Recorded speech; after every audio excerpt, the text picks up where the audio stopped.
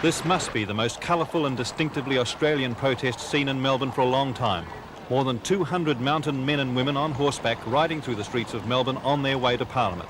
Not since the big parade of the Light Horse Regiment in 1915, departing for the First World War, have so many riders been seen in the heart of Melbourne. They're protesting about the government's proposed Alpine Park legislation, which will encompass the land they and their ancestors have used to graze cattle for 130 years, and in doing so, create the stockman's image immortalised in Banjo Patterson's poetry. The law, they say, is an example of greenies gone mad, with more power than they deserve.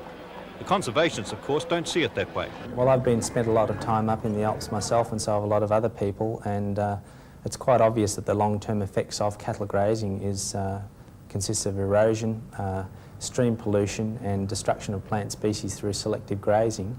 The cattlemen snort in return, what would he know about it? And when a few of Mr Da Costa's supporters turned up outside Parliament, they soon found they were outnumbered, even by those who had supported them in the past. I supported damming that dam in the Franklin, but I tell you what, I don't bloody support chucking the cattlemen out of the high country.